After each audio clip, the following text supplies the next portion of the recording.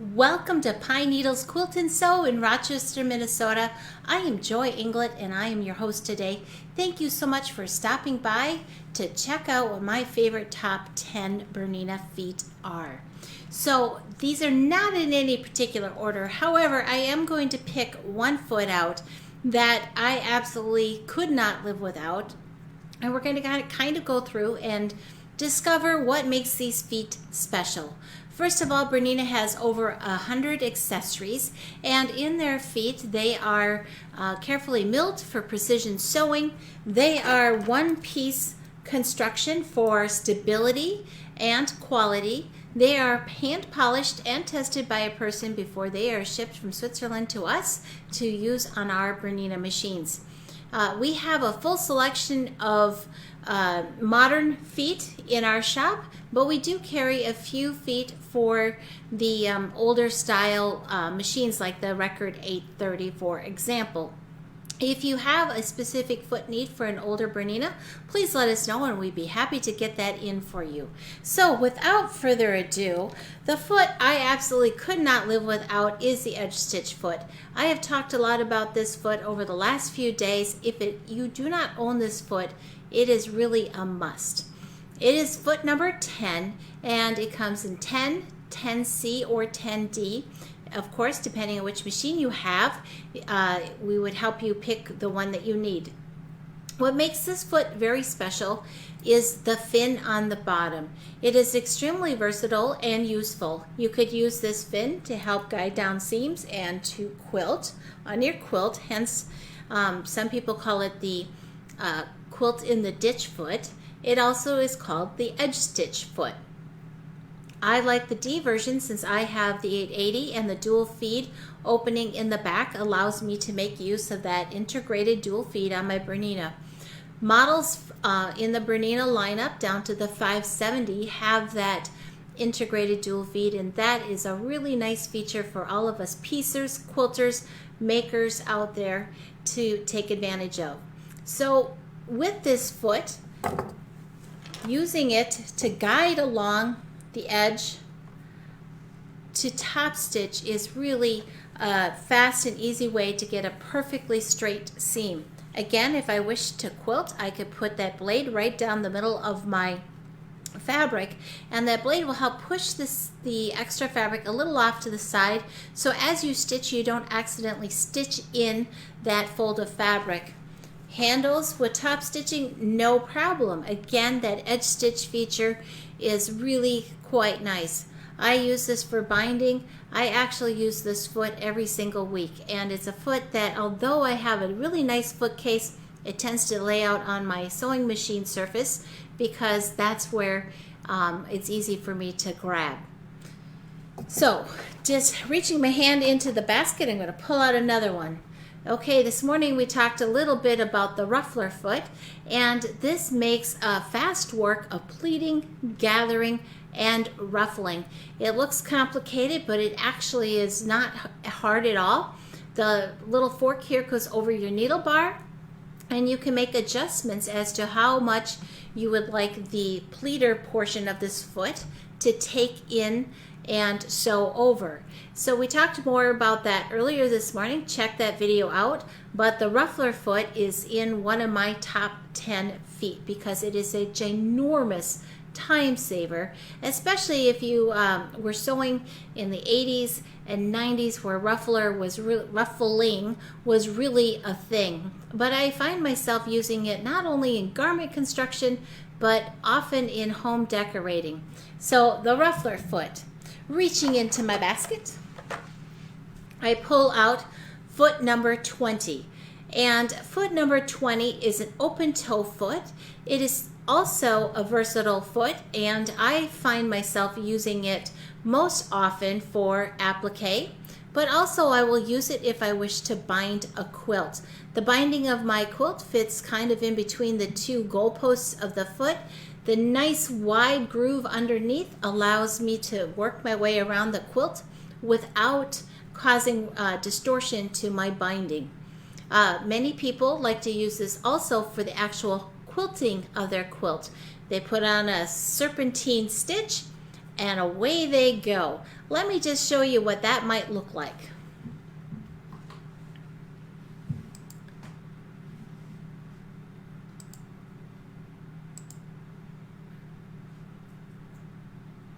I will select my serpentine stitch here. And you can see here how you can see where you're going.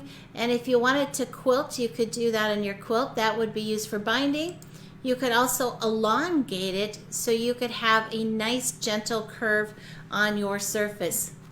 In modern quilting, having that nice easy curve to hold your layers together is highly desirable, and it's easy to do with this open toe foot because you can see where you're going.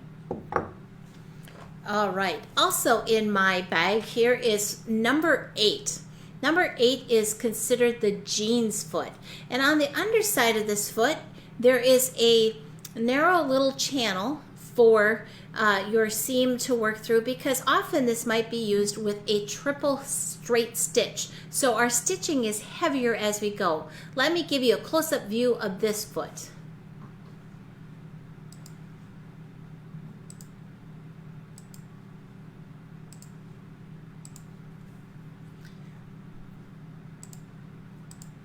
So this foot, if you'll notice, has a single hole opening here, so it supports your fabric very well all around. It has a narrow channel for your stitch to form, and it has a long toe bed so that it can easily track over your fabric and help support your fabric as you go. Now, the jeans foot is called the jeans foot because it gives excellent support to that heavy denim as you're sewing over things, but because of how it is designed, it is also outstanding on slippery fabrics, because if you have delicate fabrics, you really need to support your fabric all around so that it doesn't pooch down into your stitch plate. Having that long toe bed gives really nice support again to all of that fabric so that it's laying nice and flat as you feed it into your machine. Now, the not so obvious use of this foot is this. I have made many by Annie bags and I enjoy them thoroughly, but when it comes to putting in a zipper, rather than using my zipper foot, Annie suggests foot number 37, which is a 1/4 inch seam foot, but I really like the number 8 foot because again it has that longer toe, and I guess I moved my Annie bag out of the way, but that longer toe helps hold down the zipper tab and those thick layers of fabric. It's okay, we'll go on with that. So number 8 jeans foot is in my top 10 feet to have as well. Let's see what else I have in my basket here. Woo-hoo! I haven't talked about this foot at all this week, which is surprising because again it's a foot I use all the time. I use it very heavily on the quilt behind me because there's all sorts of different decorative stitches. There is kind of some specific start and stop areas. This is the family of feet known as the 34 foot. Now the 34 foot is modeled after our basic sewing foot number 1. It has the same footprint as foot number 1, except it's clear, and clear gives us visibility. And why I might choose this clear foot to do decorative stitching over the open toe foot is this. Sometimes as our needle moves from left to right and makes wide stitches, it can draw up our fabric because there's nothing in the front of the foot to support that fabric. The clear foot has that bar across the middle, so it's going to help support our fabric in front of the needle. So if we are stitching a pretty decorative stitch from left to right, having that support in the front prevents the fabric from flagging. And flagging happens again when your fabric isn't supported and it can bounce. It can create kind of wonky stitches, it can create puckers, so on and so forth. So if I feel that I need better support for the stitch that I'm doing, I pull out this 34 foot. Mine happens to be a dual feed version, again, to take advantage of the integrated dual feed that I have on my Bernina. One other key feature of this foot is that it has red markings on it. So it has red markings at the needle position, and it also has a red center marking. So if you're guiding down a seam, for example, you can easily see where you're going. Before we go on, I'd like to point out that all of these feet have a screw on the back, and they have an opening. Now this screw can loosen up and fall out and cause a little consternation of our sewists out there, and they wonder where their screw came out of their machine, but really it came off the foot. The screw is here so that we can put a seam guide in either the right side or the left side, and that allows us to make really nice, evenly spaced decorative stitching or quilting, or whenever you need to have a spaced item. Maybe it's even if you're doing a hem on something. But that screw loosens up, and then it allows us to put a seam guide. Our machines do come with seam guides, and there are also really nice seam guides that have rulers built into them that allow us to easily move and space our stitching over. So this is clear foot number 34. Couldn't live without this foot. I use it often as well. All right, it being quilting week, we've talked a little bit about the ruler foot. The one for our domestic machines is foot number 72. And it has an adjuster on the side which allows us to easily raise or lower our foot so it glides over the surface of our fabric. It is magical all by itself, and in the back you'll see that there's plenty of clearance. So if we guide a ruler behind it, we have all the use all the way around this foot, and I think that's amazing. But in addition to that, there's some accessories you can get. Let me move this basket to the side for a minute. We have couching inserts, and these couching inserts, there are 3, and they allow us to run a fiber through the hole. So let's imagine we've tucked, it snaps into our foot so that we can run that cord through and we can stitch over the top of that surface. I have it. It snaps on, we can run a cord through, and then as we quilt we can add 3-dimensional work to our project, whether it's quilting or creating an interesting look on a garment. But we have the advantage of using our rulers to help guide us in that creative process.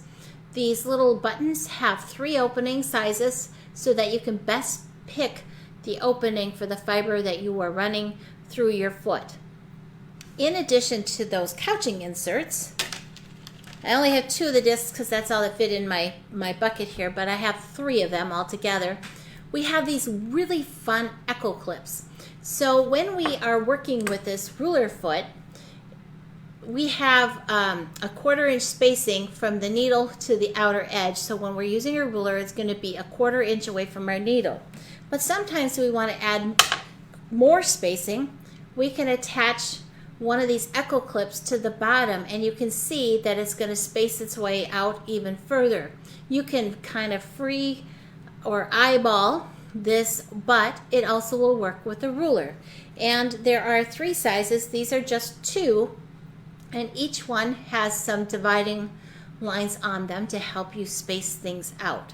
So it's a fun way to take, for example, a single ruler or shape, but then change the spacing of this ruler work by using these fun echo clips on your number 72 adjustable ruler foot.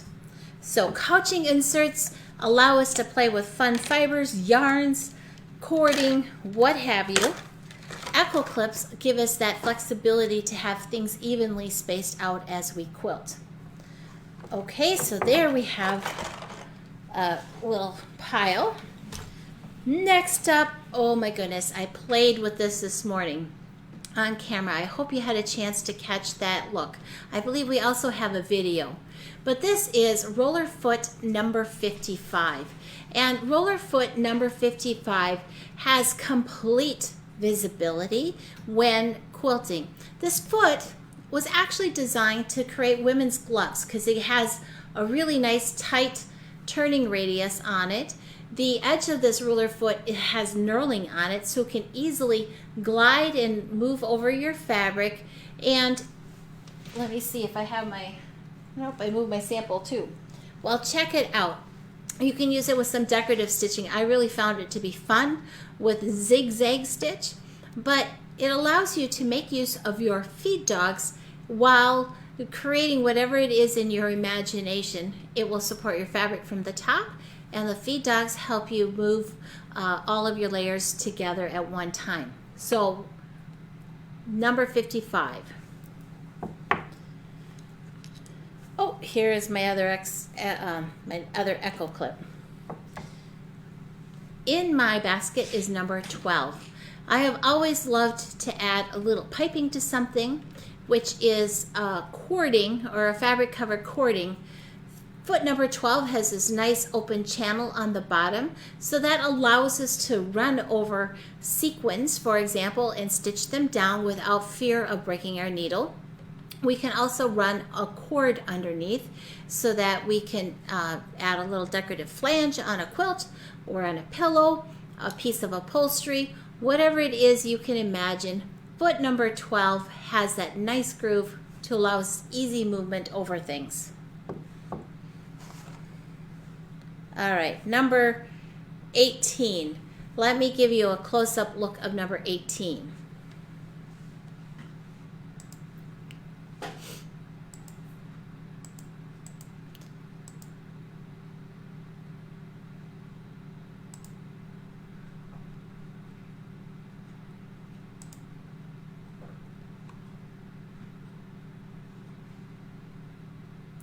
So foot number 18 is the button sew on foot, and let me select that choice here. And what is interesting about this foot is that the left and the right side have rubber bumpers on it, and it has a spacer here in the middle, and that allows our stitches to get a little extra ease while sewing.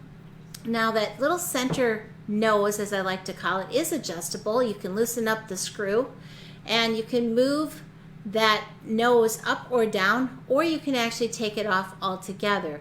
But the button sew on foot is really quite fabulous. If you're like me and you have an extensive button collection, I kind of like to put them on everything that I have. And they don't necessarily have to match my buttons, but most modern buttons have, well, I shouldn't say most, all but modern buttons have the same spacing from left to right. When you put this on your machine, you would lower your feed dogs down, and how the button sew on feature works in conjunction with this foot is that your machine is going to stitch back and forth several times and then end by stitching in place. With this little nose in the middle, that gives our thread extra ease, so we have space underneath our buttons so they can easily go into our buttonhole and lay flat. Now, it's not just for buttons, and I'll show you how it sits on a button in a minute. It can also be used to tack down things. We did a kids class a few years ago where the kids sewed together 10-inch squares, and we wanted them to have complete ownership over their quilt. So after we had their tops, they had created their tops and they'd sewn their backings on, we used this foot, number 18, and that tacking stitch, and again it's going to go back and forth, and they tacked their quilt into place. It wasn't fancy quilted, but it was quilted well enough for them to have a usable, lasting blanket quilt that they had made themselves. Now, again, this will sit on either side of the holes of your button, and it will sew it in place. You can, of course, use it to mend. I prefer to use it in decorative purposes, and I like to add buttons to my quilts on a regular basis. So foot number 18, button sew on foot. I absolutely love it. All right, we're getting down here. I have foot number 38 in my basket. And foot number 38 is uneven foot is what it's called, or actually it's called the piping foot. And this has kind of a unique design on the bottom. It's skinny on one side, fat on the other. If you've ever tried to sew through something, like you have a trim, and again, I like to make costumes, I like to make garments, and of course I like to piece. But if you've ever sewn over a trim, you know the trim side is higher than the non-trim side. Or here's an application that most of us have maybe experienced: Velcro. You want to sew a piece of Velcro onto something. You would think that would be super easy, but generally Velcro has to be sewn right on the edge. By using this foot, number 38, you can put the skinny side of the foot on the Velcro, and then the heavier side rests on whatever it is you're trying to attach that Velcro to. There's a nice channel in the middle here so that your needle has a place to go. It also is used for attaching piping to things. But just think of all the times you've tried to sew something that's not quite level. This levels that sewing field very nicely and gives a really nice stitch result and makes that project fun. So foot number 38 is another favorite. And that's 10 already. Sorry about that. Last foot that I have to talk about is number 11. And for most of you out there, this is a foot that you would not live without. It is a 1/4 inch seam foot. Depending on which model machine you have, you would want to pick either the 37, the 57, or the 97 model of this foot. I did a broadcast earlier called Seams Perfect. Check it out if you're wondering what the difference is between these feet. For my particular machine, the 880, the 97D is the foot of my choice, and it actually happens to be part of the gift with purchase for many models of machines. We included it with any machine that didn't already have a 1/4 inch seam foot as a standard accessory with the purchase of the machine. Having an accurate 1/4 inch seam really is key to our success as quilters, and it is nice when you have the tools that make your creative process fun and easy.